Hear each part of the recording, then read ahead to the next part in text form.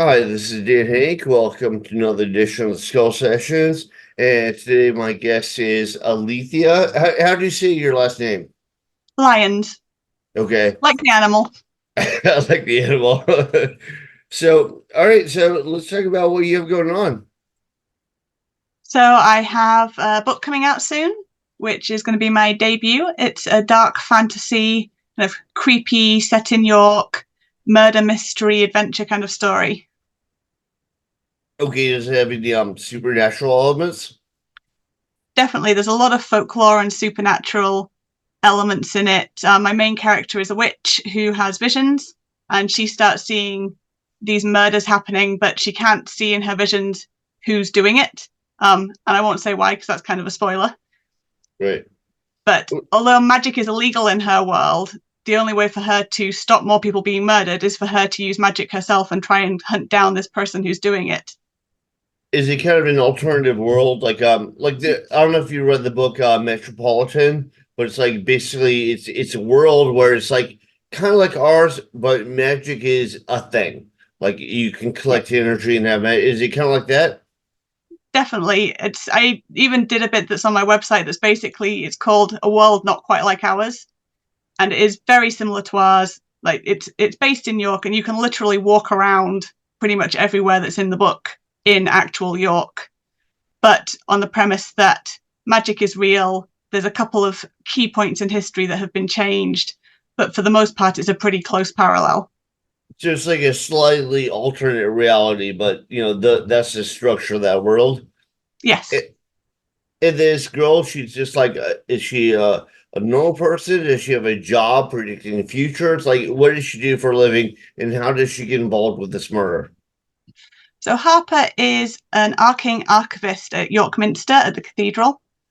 And because magic's illegal, it's something you have to have special permits to study. So the family that she's come from are a family of demon hunters. They don't know she's a witch other than her sister. Um, and so she works there at the cathedral looking for and studying illegal texts that are about magic. And because she comes from this demon hunting background and because of her area of study, when these Why are people they? start showing up dead, Sorry, what are they illegal? because humans basically see magic as bad, there's been wars in the past. There's, as you see in a lot of folklore, creatures that have magic aren't necessarily benevolent toward humans. So humans banned it.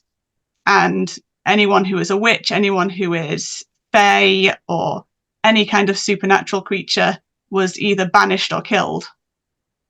Okay, so it's like not everyone can practice magic. Only certain people can practice magic, Mm-hmm. and the ones that can, they have to get a permit or they have to get licensed by the government to do so. Well, she just studies it as far as the government know. They don't know that she's a witch because if they knew that she actually used magic, then they would execute her. Oh wow! So it's that severe. Mm-hmm. It's not just a matter of breaking the law. It's a matter of like it's outlawed entirely. Yeah, completely outlawed. And it's in some ways kind of an extreme political parallel in the very isolationist way that their country has gone in this alternate universe, in saying that they don't want anyone with this difference to be in their country, and they patrol the borders and they will exclude anyone who tries to come in who might have magic.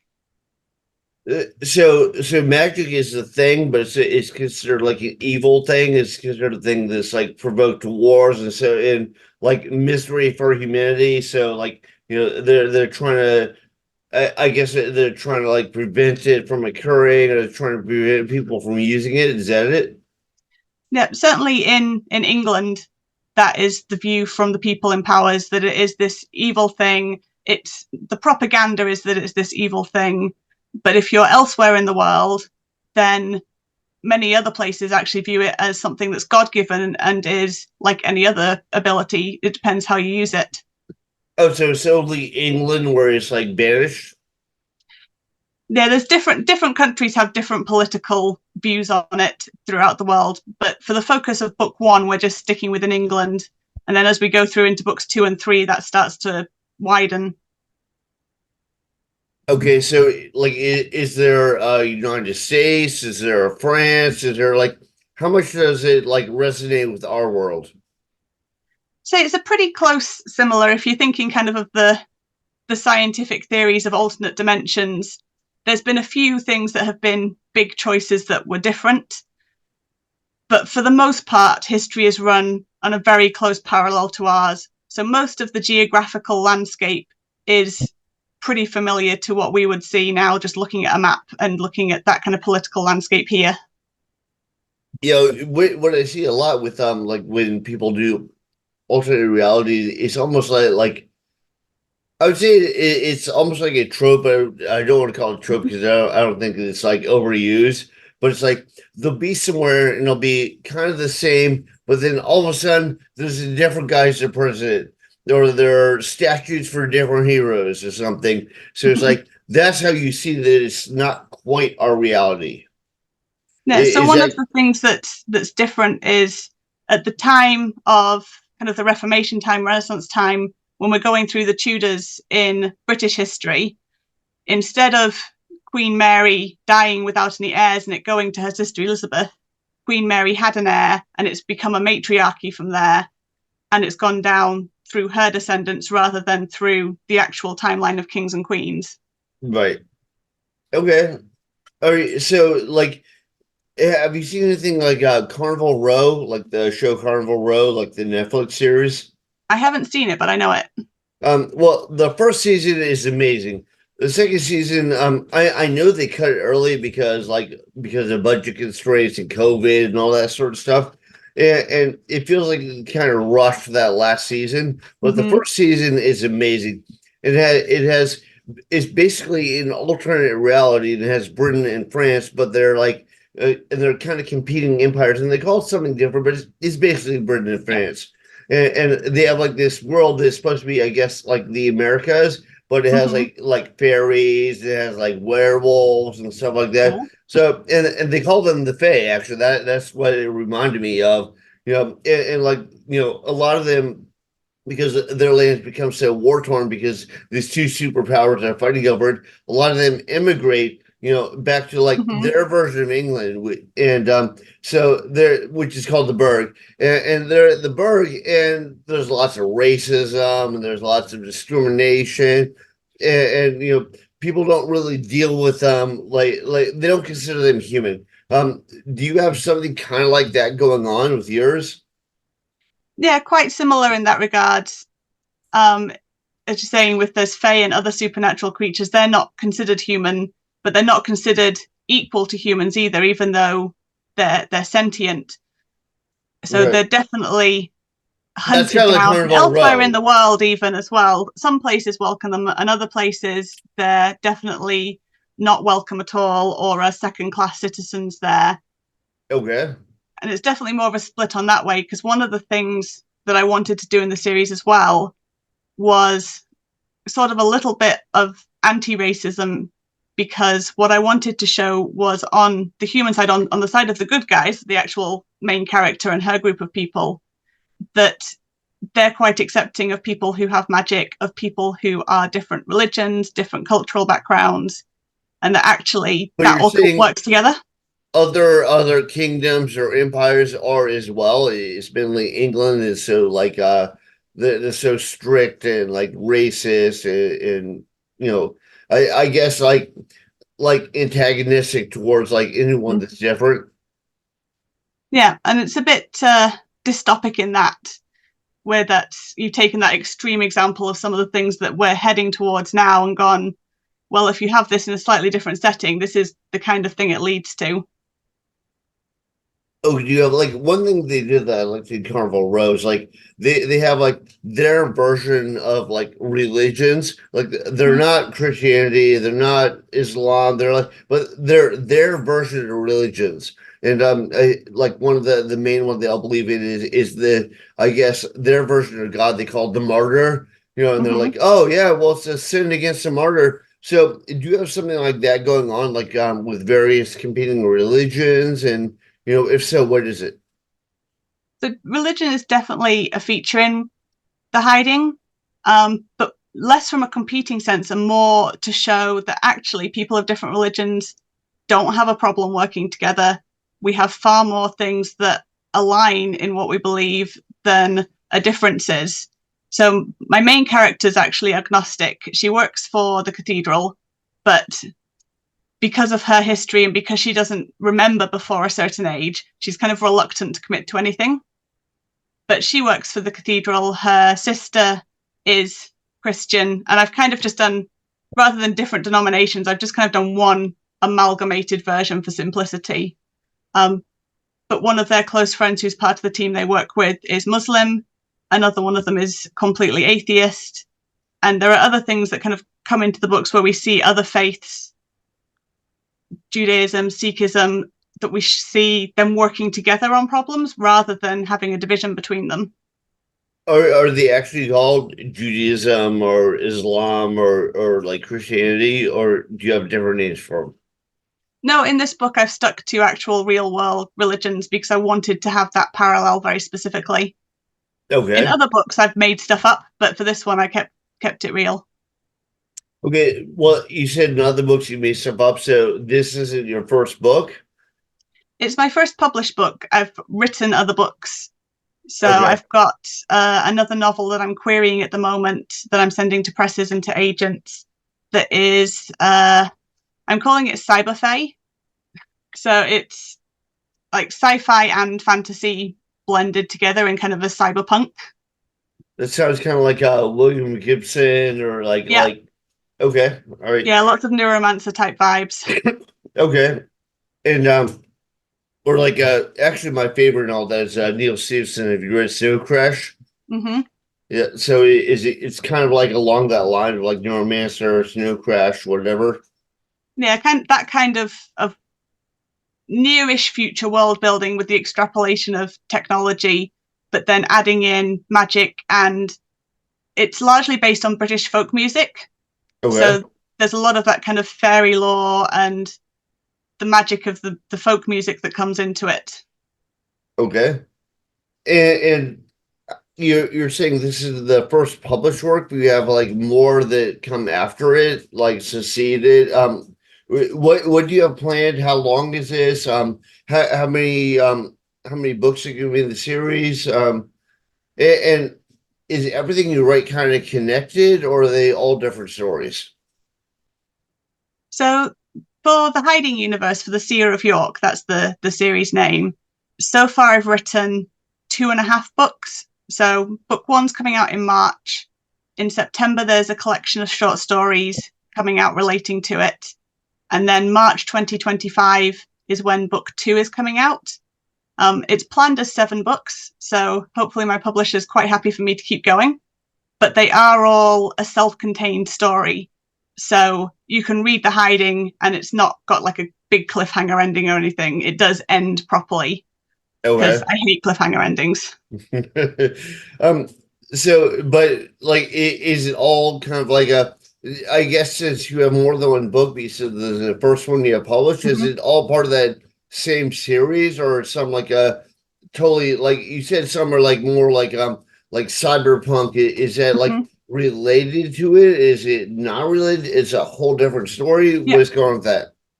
whole different story. So I've got another series that I'm in the middle of writing that's the cyberfae one, and that is in a completely made up world. So made up politics, made up religion, made up folklore, but very much based on things in our world, but set about 300 years in the future of where we are politically and technologically.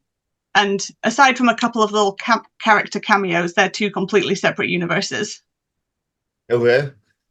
Yeah, I always wonder. It's kind of funny because when you see like old sci-fi from like the 70s, they're like, and they predict what will happen in the future, and they always get it wrong. It's always like, some stuff is way more advanced than they predicted, and some stuff is not there. Like we don't have like flying cars, but we have cell phones, and like Mm-hmm. you look at Star Trek, and they wouldn't know what cell phones are. I know the data, like a tablet or a cell phone, is so much more advanced than the data pads that they had in Star Trek. Yeah, I think it was Elon Musk was talking about like you basically have a computer with you at all times. So Mm-hmm. they're talking about having like a computer implanted in your brain, And he was like, well, you basically have one. It's called a cell phone. Yeah, very few people go anywhere without it. I mean, people have some really cool implants, though. We went to a cybernetics evening at the museum, and people have things implanted to unlock doors, to tell what weather is happening, like an almost telekinesis kind of thing about magnets. There's all sorts of weird stuff and cool Oh, stuff that people do have. that's cool. Where do people have access to that? Like, who does that for you? Is there like a company or a couple companies to do that? I don't know where they got it done. It was a night that was being run through the local science museum. Okay. And the people who were there guest talking about their implants were from various places in Europe. I think there was one person was from Spain. There was another person, I think, from France. So there's obviously this big community kind of happening, probably globally, of people having extra things done. Well, stuff like that, I always worry about like Skynet, like people like hacking into it. It's like Manchurian candidate, like I know Elon Musk is talking about like imprinting like a little chip inside your brain. It's like, well, it'd be great because like if there's anything you want knowledge about, it would have like basically a dictionary embedded in your head. So you're like, oh, I know what that building is, but at the same time, I'm like, what if somebody hacks it? Exactly. And I've watched way too much Doctor Who and too much sci-fi to be comfortable with anyone sticking a chip underneath my skin. Yeah, But my yeah. husband, when they asked at the cybernetics night, they said, "Does anyone want to have something done?" And my husband's like, "Yep." No, no, you do not. Is your husband a writer as well? No, but he has to end up with a lot of conversations about it. Is he one of your best beta readers? Yep, he reads everything for me to check it makes sense, and because he knows all of the background stuff that isn't on the page as well. Right, Because right. we'll be out walking and I'll see something. I'm like, oh, this reminds me of this, or I could make a story out of that, and he gets to listen to all of that craziness. Yeah, I try and pass all my stuff by my girlfriend, and I find that I'll just go with beta readers because I feel like I'm harassing her. I'm like, hey, did you read it? Did you read it yet? She's like, oh, well, I take the dog out. I was like, never mind. Like, I don't want to be that guy, But all right, so let's come back to you for a minute. So, how do you approach it? Like some people, they love to build up like a little bit of background. Like for instance, if it's like a fantastic world like yours, they build up that world and then weird stuff happens to that world. And some people like to they just dive right in and you have to like kind of catch like the what's going on along the way. I definitely start more with characters. So I tend to come up with a person and a bit of background for them, and then kind of throw them into the world building and see what happens to a certain extent. So I usually have a rough idea of what kind of the beginning, the middle, and the end of the plot will be, but I have very opinionated, sassy characters, and if Right. they don't want to do that, then they're not doing it. Well, So one of the things, like I said, there's the short stories coming out for the hiding. They were originally, some of them, ones I was writing just to kind of get to know the characters in the world. okay. Yeah, when I do a short story, I do way less background because it's more like I feel like a quick punch. Mm-hmm. Um, but when I do like I have three novels out, and I figure with each novel you need I love the old stories where they like build up stuff. So like Mm-hmm. when impactful stuff happens, you really feel it because it's like you're familiar with that world. Yeah. You're saying that's kind of like you kind of lay it out a little bit so people kind of understand the dynamics and more or less what's going on. And then when stuff happens, you go, oh well, I know where that's headed, or at least I understand what's going on. Mm-hmm. I definitely try and get that world building in, not as like a big data dump to start with, but to show things that people need to know going in. Because as you say, it helps build it up, and if you don't understand what's happening, then you're not going to get the full impact of the story. But also then you can weave in bits. So there are definitely bits in the hiding that if you're reading it as a first time reader, you'd probably just not even notice that sentence particularly. It would just be a little bit of world building or something. And then later, if you come back to it after you've read book 2, book 3, they'll be like, oh, okay, that's actually quite important. Right. Well, that's kind of like the Mark writer, where like even when you do the world building, you make it interesting. And like one of my favorite current writers is like Neil Gaiman. I think he's I love him. amazing, and he'll tell you about like a world or a farmhouse or whatever, but it's like just the way he tells you makes it interesting. So Hmm. it doesn't have to be like a punch in the face, and that's kind of like a gotcha, like a jump scare. I feel like so he'll tell you stuff, and then when more dramatic stuff happens, you feel invested. Hmm. I think you need that for your character building as well as your world building. You need to have those little bits about them so they feel like a well-rounded person that you are actually invested in. Oh, definitely, yeah, definitely. So all right, so you have one book out, or you have one book out, and they have some more in the chamber. They're also because I think you mentioned you have one book out and then one book coming up. The first one comes out in March, so 5th of March is the release date for The Hiding. Okay, And then 3rd of September is going to be the short story collection that kind of comes in the direct aftermath of it. So okay. it's stuff that happens between book one and book two. That's And kind then of based March in the next same year. world as book one. Yeah, so it's all in the same world, same group of characters as the core characters. And that will be consistent through the series. Okay. And then the cyberpunk series, that's a totally separate series. Are you gonna have like a different publisher and different release date? Do you have like books already completed for that? What's going on with that? So I have two books completed for that, a standalone with one set of characters, and then the first book of a trilogy with a different set of characters that's also got a very large romance plot in it. Those ones are looking for a home at the moment, so I'm sending them to publishers, to agents, see if someone's interested in picking them up. Right. Well, hopefully your first series will make a lot of money and sell a lot of copies, and then people are like, "Hey, we should check out what else she has," and then you'll be like George R. Martin or something, and sell everything. But Yeah, but I'll finish the series. So all right, so a couple more questions. I don't want to spend forever doing this. But so when you put it out, like, do you do book trailers? Do you do illustrations? What do you do to help people visualize your world? I do aesthetics. So this behind me that you can see is it's kind of an amalgamation of different books, but this side is some of the York stuff and kind of some of that misty vibe, some of the technology and magic and stuff coming together. So I do a lot of those kind of things on my social media. I do some book trailers through things like Twitter and TikTok, and the book What itself should is people going to have look some at if they illustration. real if people sorry to interrupt, but no, if people want to see your social media, Mm-hmm. what's the best thing for them to go to? So I'm most active on Twitter, Okay, uh, but as I say, things like the videos go up on TikTok as well. But across all platforms, I'm at Alethea R Lyons. okay. So I'm the same everywhere.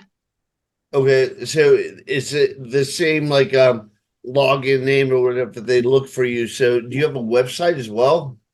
Yeah. So I have it's called Linktree. It's basically a site that links to all your social media. It has the pre-order links for The Hiding. It has my website and newsletter links, and that is linktr.ee/ Alethea R Lyons. Okay, what that's the Linktree destination for everything that you have going on. Absolutely. Okay, and when your stuff comes out, is it gonna be available like Amazon and Barnes and Nobles and all that stuff? Yep. So the ebook is already available for pre-order via Amazon, Barnes and Noble. I think Barnes and Noble have the paperback available for pre-order as well now. That's in the process of going live, so I'm not sure if that one's on Amazon yet or not, but it will be shortly if it isn't. Um, but places like Waterstones, Barnes and Nobles, you should also be able to go in person and ask them to order copies as well. So Okay. always good to support the local bookstore. If you've got an indie bookstore, go in and ask them to order it. It's a dying breed. Yeah, there's so few of them left. Like everyone just orders off of their, Amazon or whatever, but they don't realize what they're doing there. Give the money to the local businesses if you can. Definitely. So, do you have an Amazon author page or anywhere else people can look up, or is it basically Linktree and that's the best way to go? That's the best way to go because that has the links on it then to my newsletter, to my website, to the Amazon page, to the Goodreads page. So it's all kind of just in one central place, and then whatever your preferred method is, you can find it on there. Okay, awesome. Do you have anything else that you want to promote? It sounds like you have a lot of stuff coming up. You should definitely check out your site and see what's going on. Like that, I love Carnival Row, so I wish more people would do something kind of like in that vein. Like Yeah. I'm not saying you copy Carnival Row. I'm just saying like in that vein. Like I'm sure Carnival Row in a way copied other people, but like copying isn't necessarily a bad thing. It's like you dogmatically like do the exact same thing. But I'd say inspired by. How's that? Yeah, I mean, there's that theory, isn't there? There's only 5 stories in the whole world anyway. Yeah. But no, definitely, if you like that kind of the dark gothic, dark academia type vibes, then this should be a good series for you.